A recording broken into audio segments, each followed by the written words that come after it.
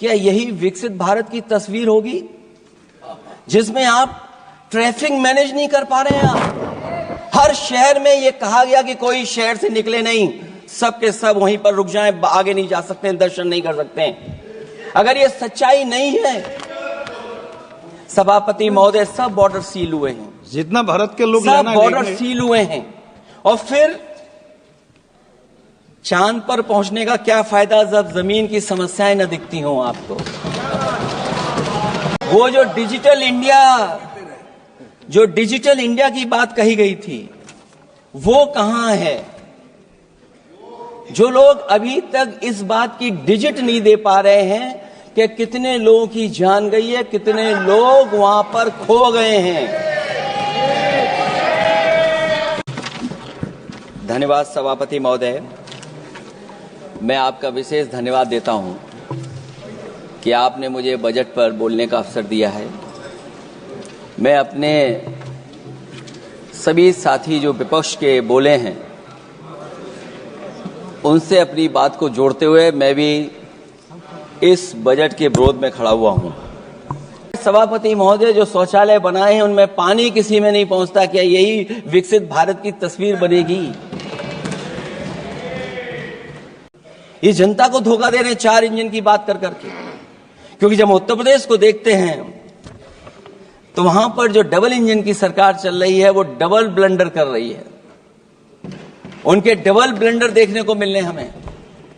और अगर ये 4 इंजन की सरकार है, जो सबसे पहला इंजन है सभापति महोदय, वो हमारे किसान और कृषि का है। 10 साल गुजरने के बाद भी और इतने बजट आने के बाद भी आज तक किसानों की आय दोगुनी नहीं हुई।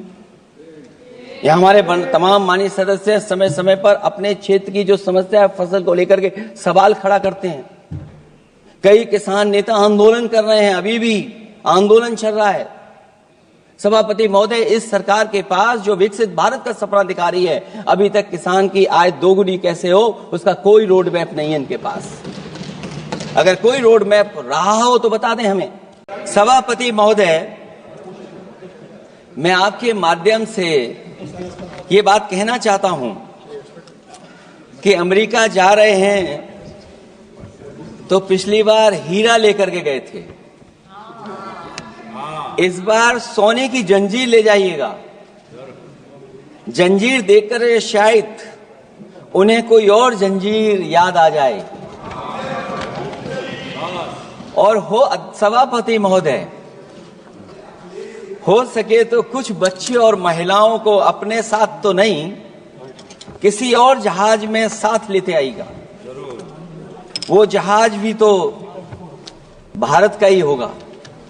हमें किसान के ऊपर कर्ज और कर्ज के ऊपर कर्ज नहीं बनाना है। जिस तरीके से आप बड़े बड़े उद्योगपतियों का ध्यान रखते हैं कि उनका समय समय पर कर्ज माफ करते हैं, मुझे पूरा भरोसा है कि हमारे देश के किसानों का भी कर्ज माफ होना चाहिए, उनको कर्ज से मुक्ति दिलाना चाहिए।